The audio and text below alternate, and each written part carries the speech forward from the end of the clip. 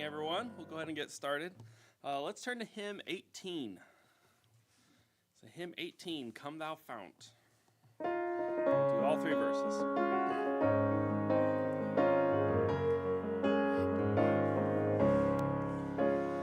Come thou fount of every blessing, tune my heart to sing thy grace. Streams of mercy never ceasing, call for songs of loudest praise. Teach me some melodious sonnet, sung by flaming tongues above. Praise the mount I'm fixed upon it, mount of thy redeeming love. Here I raise mine Ebenezer, hither by thy help I'm come, and I hope by thy good pleasure safely to arrive at home. Jesus taught me when a stranger, wandering from the fold of God, he to rescue me from danger interpose his precious blood. Oh, how grace to great a debtor daily I'm constrained to be. Let thy goodness like a fetter bind my wandering heart to thee. Prone to wander, Lord, I feel it, prone to leave the God I love. Here's my heart, oh, take and seal it for thy courts above. All right, now let's pray. Father, thank you for bringing us here. Lord, I thank you for another chance to be in your house and to worship you and to hear your teaching from your word. And Lord, I pray that you would bless the service, bless preacher as he brings us your word. Lord, I pray that you would, Lord, just speak to our hearts and give us wisdom tonight. Lord, I pray that you would, Lord, just use our time here to help equip us for doing your work at home and amongst our friends and neighbors. And thank you, Father. I pray that you bless the evening. In Jesus' name, amen. All right, and then hymn 14. So hymn 14, This Is My Father's World.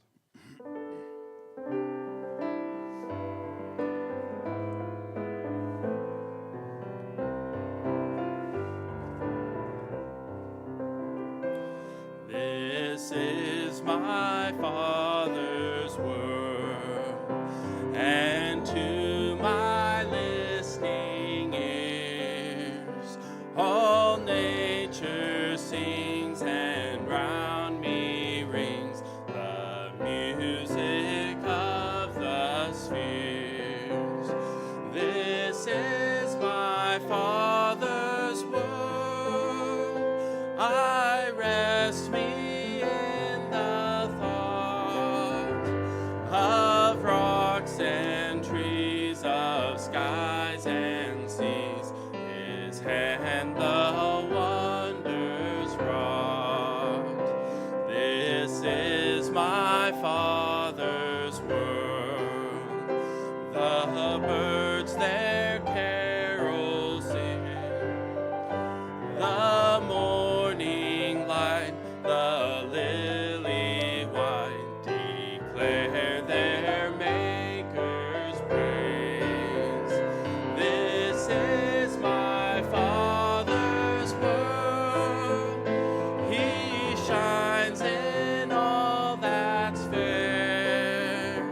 In the rustling grass I hear him pass, he speaks to me everywhere. This is my Father.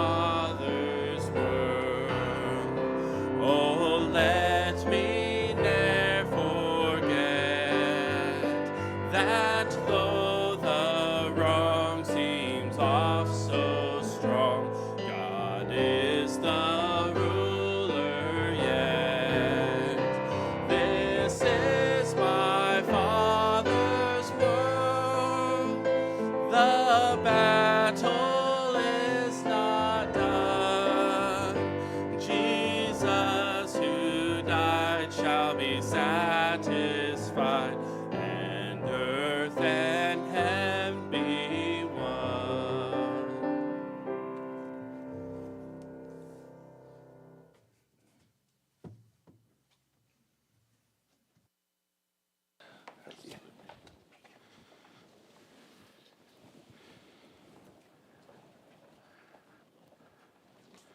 Well, good evening, everybody. Hope you're doing well, and good to see you tonight. And what a fine day the Lord has given us today, for sure. It is very pretty. I like the temperature. All that's good. And what a crazy week of all over the place, hadn't it been? And we ran off to Alabama, and it wasn't any better there, I don't think. So we did a very unlike un-Jones thing this morning. Got up at 4:30, got on the road 5 Central Time, and very much not like me. I was in bed by about 9 o'clock. So yeah, it just was. It's been a weird week. So if you would, let's go to Job chapter 34. Job 34. Hey, what a good Sunday we had. Good time with all the food and people, and it was fun seeing Mrs. Goodman win. D. Goodman won the chili cook-off, and so that was fun. Then the lady that has no ability to taste won second place. That's a hoot. And Titus wraps up third. Yeah, so that's a lot of fun. Jimbo was telling me how much Titus enjoyed his spoon, and I said, "Man, they were just, it was so cheap, just I got the cheapest thing in the world, I think." How it looks in a picture, it didn't look anything like that when I opened it up, and so I'm glad everybody enjoyed it. So, and I had a good time. I had a good time Sunday, and so anyway, we're here in Job 34. We're going to end Elihu his addresses, and he's speaking. If you'll remember, he's the young man. He's waited, and he says, I've waited patiently. I've heard you guys out, and you don't seem to have an answer. And Job is off target, and he says, I'm gonna help the situation. I'm gonna speak. He said, I'm just ready to explode. I can't really hold it in any longer. And I can identify with that somewhat. There's times when I just had to say this, had to get it off my chest. And he's like this, and he goes 5 or 6 chapters here, and trying to do this. And if you'll remember, last week we looked at this, the fact that God doesn't rebuke Elihu, and he doesn't accuse Job of secret sin. He does accuse him of maybe not painting the picture about God quite right. And Elihu tonight is going to take the attention off of the suffering and get it oriented towards God. Now that's always, I think, a good move. But I got to tell you, it's a hard move to make, because when you're in the midst of suffering and affliction, it's hard to take your eyes off of your problem. It's difficult to get away from that. You feel like you're the only person in the world. You feel like it's the worst pain you've ever had, and it could be the worst pain you've ever had. And you feel like it's never going to end. And so Elihu's going to help us with that somewhat. He's going to get us pointed towards God. He does introduce an idea that God's suffering is corrective, that God's suffering has purpose. There's something there that God's trying to do. And then in all of this, Elihu is preparing us for the entrance of God. God's about to speak. Now, I don't know that he knew that, but God's going to come in at the very end when Elihu is done speaking. Before Job has the time to say anything, God begins to speak. And so we're going to pick up his words here. And There's something I want to mention here. Let's go to chapter 34, Job 34, if you're not there yet. Job 34 says in verse number 1, it says, "Furthermore, Elihu answered and said, Hear my words, O ye wise men, and give ear unto me, ye that have knowledge. For the ear trieth words as the mouth tasteth meat." Verse number 3, I'm curious what you see there. What are you hearing? What is going on there? Yeah? So when it comes to like the ear tries words as the mouth tastes it. So as you chew and you're contemplating the flavors, it's like you're in your ear, in your mind, you're turning it over and getting a feel for what has been said. If that's how I'm hearing it. I think that's good. Anybody else want to add to that? Or for the ear trieth words as the mouth tasteth meat. I just thought that was an interesting statement there. Huh? Seemingly a mixture of ideas. Yeah, yeah. And it actually, back in Job chapter 12, verse number 11, it says this, and I believe Job is speaking here. Yep, Job is speaking, chapter 12, verse 11. It says, "Doth not the ear try words, and the mouth taste his meat?"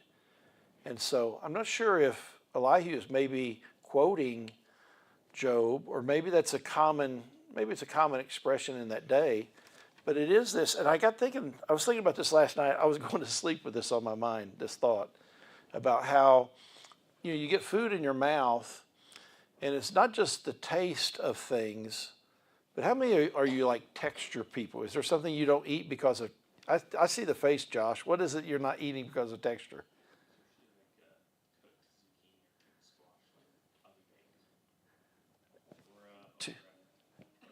Like boiled okra? Boiled okra is a tough one. It's kind of a slime kind of factor there, yes. Yeah.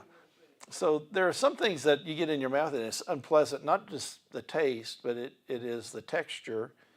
And there's sometimes I want something crunchy, which is that's kind of an odd thing, I think. Sometimes I want something sweet. Sometimes I want something hot. There's all these things going on, and there's a lot goes into eating. The ability to smell, and the person number two, she can't smell. And so that with the taste works that way. You can't smell. Sometimes you touch food and it's got kind of you could be put off maybe by the touch of it. And then the look. Has anybody ever eaten anything that was like the wrong color?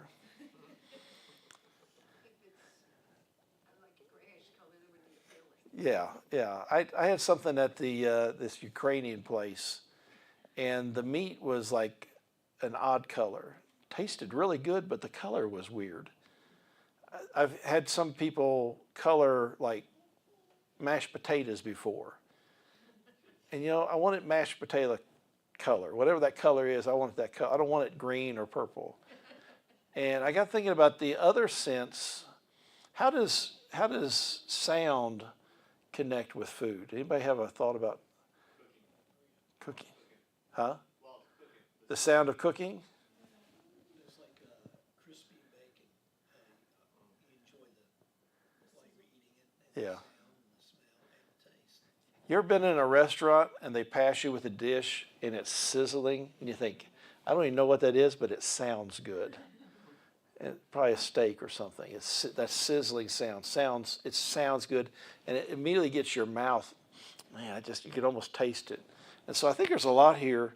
And so he makes that connection between what we try and taste, all these things with our mouth. He says, you also have that ability with your ear to do that, to deal with that, to taste it. And there's some things that, in a sense, ought to be spit out. It's not something that you want to take into your mind through your ear, and you reject it. And then there's other things you say, oh, this is good. This is true. This is truth. This is from God. This is something I'm embracing. And so I just thought that was an interesting verse, and there's things like that all through Job. But the first thing let's look at verse number 10. We're going to look at this thought that God is right or just. God is right and just. Verse number 10 of chapter 34, it says, "Behold, he findeth occasions against me. He can't," I'm sorry, wrong chapter. Chapter 34, verse 10, it says, "Therefore hearken unto me, O ye men of understanding. Far be it from God that he should do wickedness, and from the Almighty that he should commit iniquity. For the work of a man shall he render unto him, and cause every man to find according to his ways. Yea, surely God will not do wickedly, neither will the Almighty pervert judgment. Who hath given him a charge over the earth, or who hath disposed the whole world? If he set his heart upon man, if he gather unto himself his spirit and his breath, all flesh shall perish together, and man shall turn again unto dust." And that whole kind of thing there he's dealing with is that God, it should be a far thought from our mind that God would do wrong, that God would do wicked things, that God would pervert justice. It doesn't fit in our mind, shouldn't fit in our mind that God would be anything but who he is, that he is perfect. And Abraham said this in Genesis 18, verse 5, says, "Shall not the judge of all the earth do right? And he will do right." Now, we see it occasionally in the papers or headlines, see in the news that a judge has maybe perverted judgment in the sense that he was paid off, or somebody didn't do exactly right the way they should have. Maybe there's some kind of background, they should have recused themselves, but they had some kind of personal interest in this. God's going to do what is right and what is just. And so he's confronting not just Job with this, but his friends with this, and he's confronting us today that God, in suffering and in affliction and in God's dealing with us, no matter if we don't understand what's going on, God's going to deal with us rightly. And so he's moving our thoughts off of what we're dealing with to what God is. And so if God is truly God, then he is perfect in every way. And if he is perfect, and he is perfect, then he is right always, and there is no possibility of him ever doing wrong. And so in his dealing with us, we may not get it. We may not understand. I don't understand this, God, but I'm willing by faith to say this: I'm trusting you with my life. I know that you are right. And although I don't see it right now, I know that this is a just thing that I'm going through. And so we know this also, that there is no way of escape from his justice. Keep a finger where you're at and go over to Psalm 7, if you would. The unrighteous or the wicked, they're not going to get away with anything. In Psalm 7, verse 15, it says, "He made a pit and digged it, and is fallen into the ditch which he made." And so here's somebody that's under some kind of, he's up to no good. He digs a pit that somebody'd fall in, and he fell in it himself. And, they have shows like this or podcasts, the dumb criminals or stupid criminal kind of things. And, there was a store I worked at one time, and somebody was trying to break into the store, and they fell through the ceiling. They didn't steal anything. They ran out the back door before they got it. I don't know if they got hurt or whatever, but dumb criminals, Look over in chapter 10 of Psalms, and chapter 9, verse number 15. It says, "The heathen are sunk down in the pit that they made. In the net which they hid is their own foot taken. The Lord is known by the judgment which he executeth. The wicked is snared in the work of his own hands." Higgaion and Selah, and meditation and to think on this, he says. And so oftentimes sin brings its own punishment with it. And so he's saying here, God is just, God is right, and the sin that the evildoer commits will punish himself. And he's saying God's going to deal with you rightly. And so right out of the gate here tonight, we're saying this, or Elihu is saying this: if our view of God is wrong, then everything that follows behind it is going to be wrong.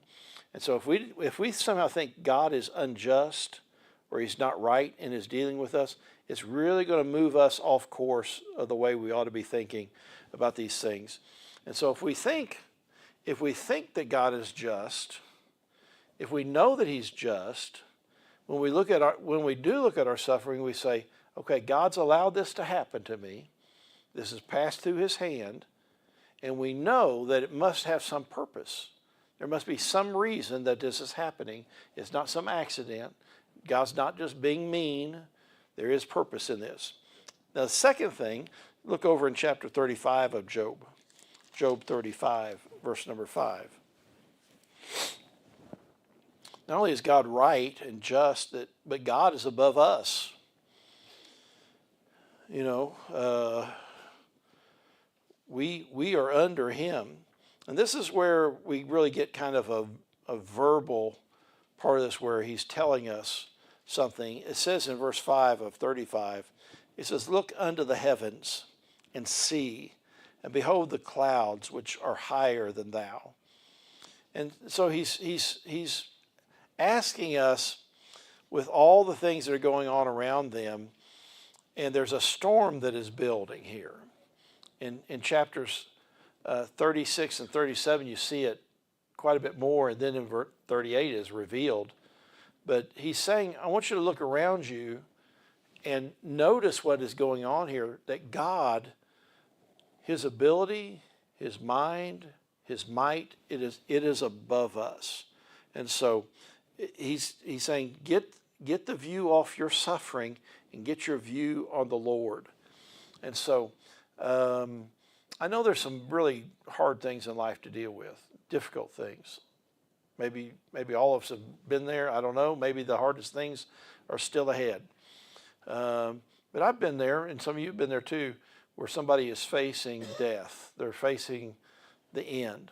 And they may be in incredible pain. They may be, you know, the fact that you're going to say goodbye to family. That's got to be difficult. Never done it myself yet, but I will one day.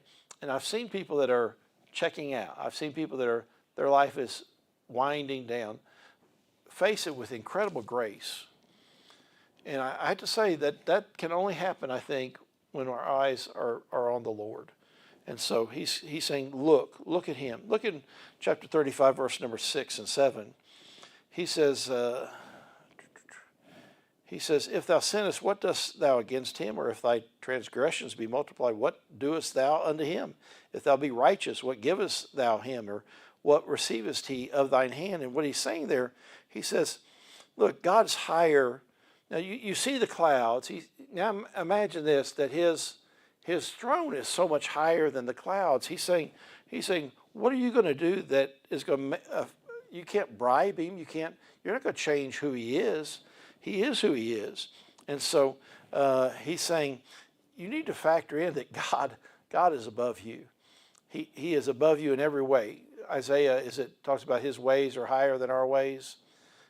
It is so true. Look in verse number 9. It says, by reason of the multitude of oppressions, they make the oppressed to cry. They cry out by reason of the arm of the mighty. But none saith, where is God thy maker, who giveth songs in the night? Who teacheth us more than the beasts of the earth, and maketh us wiser than the fowls of heaven? Look, man doesn't cry until he's oppressed oftentimes. It says, by the reason of the multitude of oppressions, the affliction of his life makes him cry out. He cries out by the reason of the arm of the mighty. He said, you've got yourself in a bad way, and now you're crying out. And look, God can give, it says there in verse 10, he says there, who giveth songs in the night. What would that say? What does that mean there, that he gives songs in the night? Comfort? Joy? I think I don't know. I always want to say Spurgeon because he said so much, or seemed to say so much, but he said it's easy to sing during the daylight. And what by that he means, it's easy to sing when things are going easy, right, when it's not tough. But I tell you, at night, when night comes, when the difficulties show up, it's tough to sing there. And even God can give us songs in the night. God can give us reason to be joy-filled and have comfort. And so he's saying, look, God's above you, and when there's no suffering, he can walk with you, but when there is suffering, he can walk with you. And so we think we're going to do something to change who he is. We're not. And so God's not accountable to man, but man is accountable to God. And so he's not asking our permission to do anything.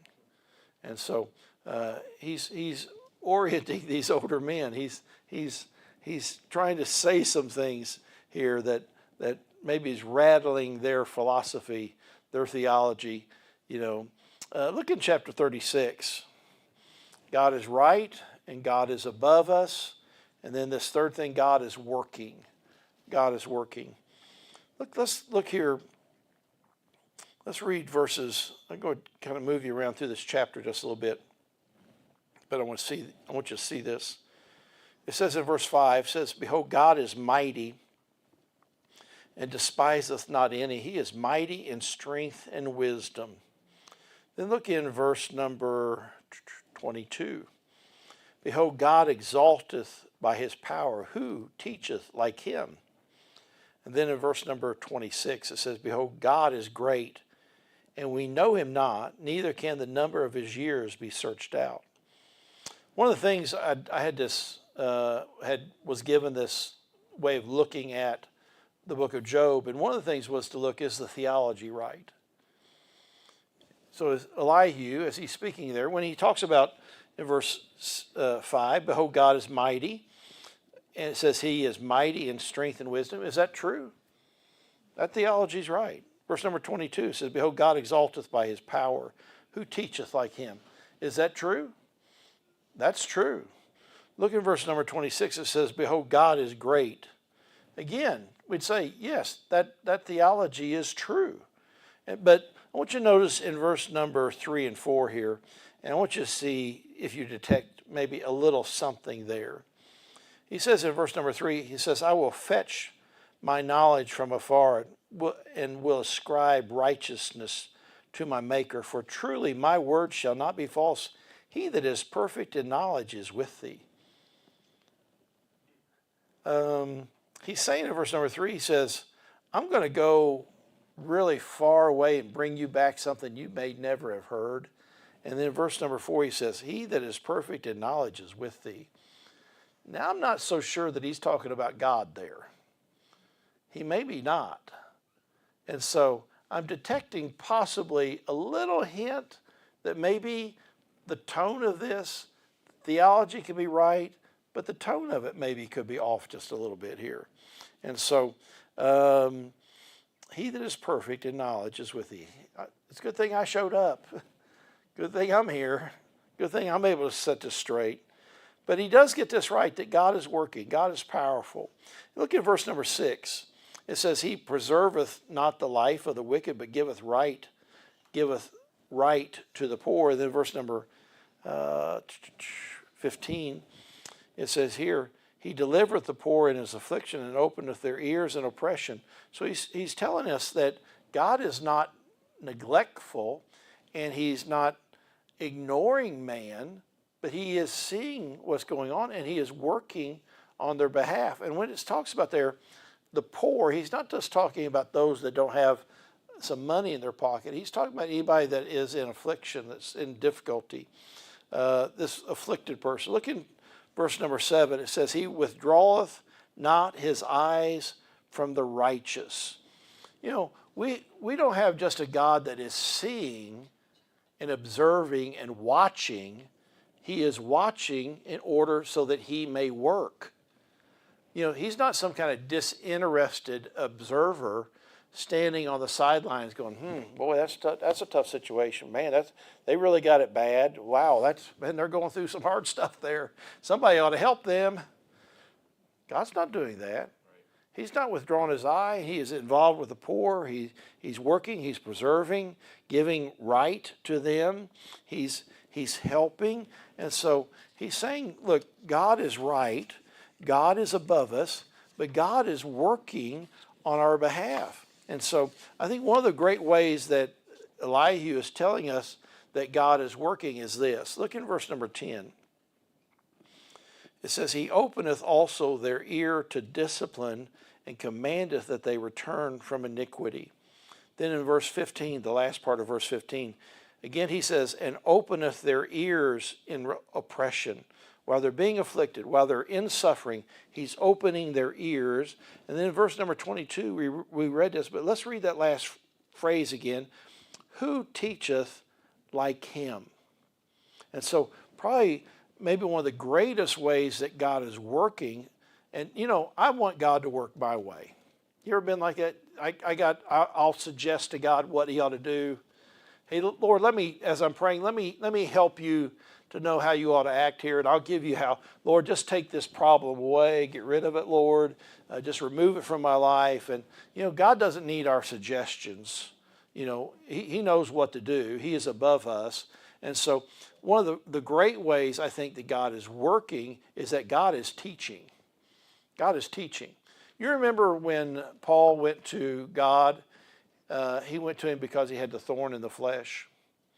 Went to him 3 times, and God says, we're done.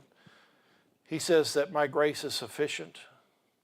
And so God didn't remove the thorn. He didn't remove the difficulty. He didn't remove the suffering. But what he did do is that he changed Paul. He taught Paul something. And what did he teach Paul about? He taught Paul something about God, about himself, that I am enough in the midst of all this. And so I think we could safely say he is the best teacher. He's the best teacher every time. He knows how to teach me. And probably one of the things that we cover in our School of the Bible, one of the things that we talk about is that every student doesn't learn the same way. We're different. We're very individual. And God knows how to get our attention. God knows how to speak to us. God knows how to directly turn us. And so he does have the ability to open our ears. And one of the things I was reading today about this passage of Scripture with Elihu, there's a few times where he says, hearken or listen. Hey, I want you to listen. It's almost as if he's losing the interest of these people that are listening. He's like he's gone to a place that they're starting to mentally not listen to him anymore. He's having to draw them back in. And so God knows how to maintain our attention. I want you to see at the last part of chapter 36, verse 27. I feel like maybe I missed something somewhere here. But look, verse number 27 of chapter 36. It says, for he maketh small the drops of water. They pour down rain according to the vapor thereof. And it's almost like he's watching the clouds moving in. And he starts talking about this. He says, which the clouds do drop and distill upon man abundantly. Also can any understand the spreadings of the clouds or the noise of his tabernacle? What would be the noise of his tabernacle in this context? Thunder, yeah. So lightning produces thunder, so this light shines, and who can answer what is that? This big booming going on. And it says he's talking about he's talking about this coming of this storm. It looks like it's rolling in upon him. He's using something that's in nature here, getting Job to think about the clouds, think about this lightning, think about this light that shines in the clouds, and the noise in the tabernacle, God's heavens, this noise. And so he's talking about this coming. And then we get to chapter 37. Look at verse number 1. This last thought of all these things, that God is just or right, God is above us, God is working. The last thought is that God is near.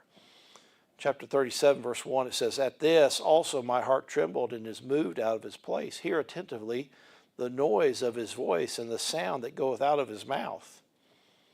He directeth it under the whole heaven, and is lightning unto the ends of the earth.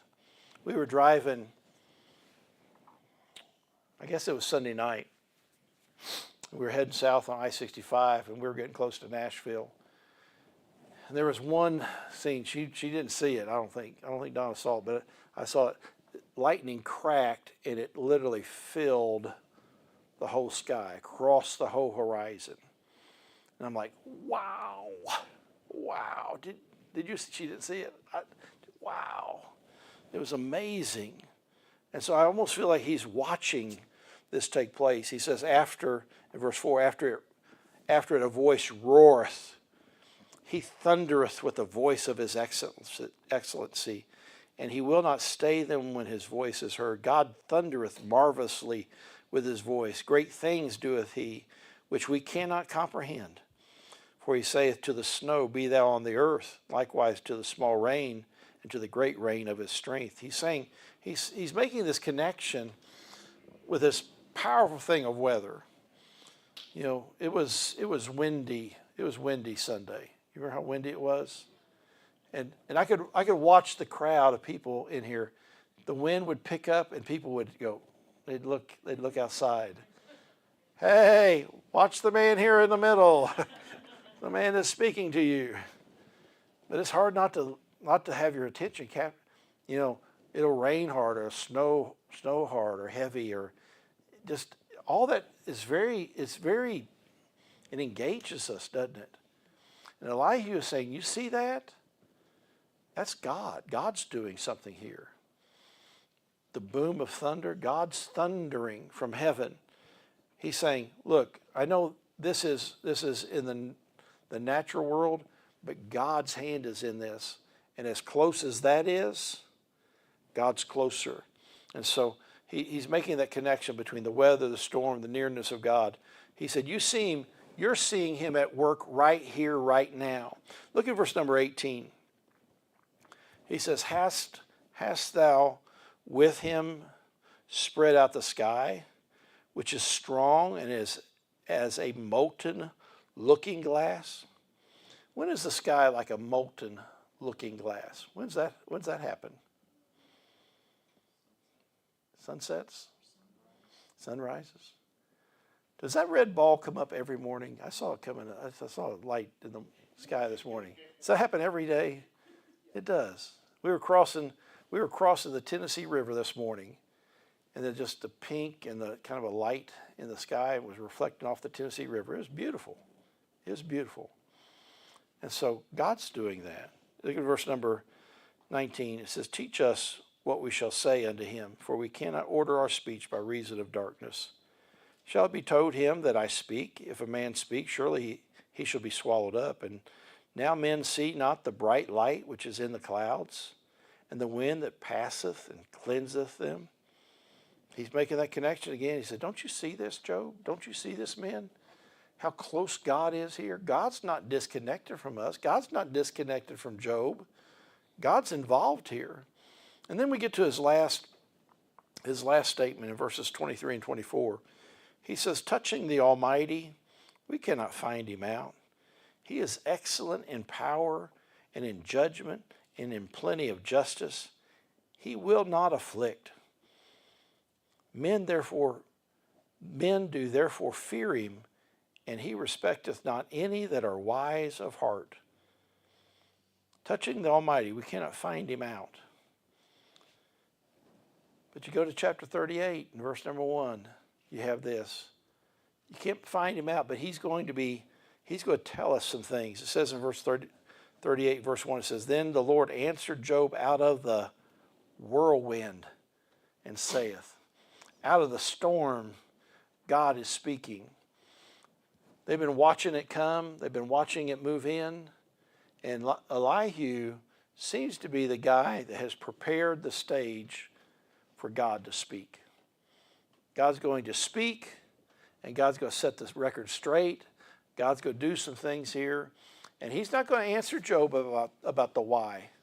He's not going to say, well, Job, you see, one day Satan came and had to present himself to me in heaven. And I said, look at Job, my servant. And he said, well, he'd curse you if you take away all of his blessings. And I said, no way, not Job. You touch him. Touch all that he has. Spare his life. Touches him. And you know Job, you saw it all happen. He took everything away. He came back to me again. I said, how about Job? Satan says, if I could touch his health. Well, go ahead, do that. I gave him the power over your health. Your health was broken. He didn't explain all that, did he? We're going to see that here in chapters 38 on, what he does say, Job, look at me. Don't look how puny you are and how weak you are and how pitiful you are. Look at how mighty I am. Job, trust me. Trust me in this. And I got to tell you, that's what God's telling us today too. I think that's why the book of Job is here for us, is not to tell us the answer, the why of suffering, which is everybody wants to know. People wrestle with that so much. Why is this happening? Well, get your eyes off the suffering. Get your eyes on the Lord. And He is the answer to that. And we may know. Maybe we'll know in eternity. Maybe we won't. But I think we'll be okay with that. We're going to be fine with not knowing. And so I got in my notes there about there's a storm coming. And God has shown up in the storm. And He's going to deal with these men. I'm looking forward to dealing with this last bit of the book. And we'll take maybe a couple, 2 or 3 weeks and finish this out. And I think maybe the Thursday, I started to say Wednesday, even after all these years. I think the Thursday after we finish the book of Job, I've been thinking about this after being out at Aaron's, taking that next Thursday, we'll have a meal that Thursday, and we're going to talk through some of this about suffering in Job. I'm going to have some questions I'm going to get you to try to answer. And it'll be a little different than normal, but I think it might be a good divergence for a little bit. So anyway, Elihu, young guy, maybe not everything he ought to be, but I think he's pretty dead on a lot of stuff. So, and youth is not always a sign of arrogance. Old age is not always a sign of wisdom. And so we see that in this guy here. So anyway, we're going to change gears. Let's get into our prayer list. Anybody need a prayer list? Everybody got one that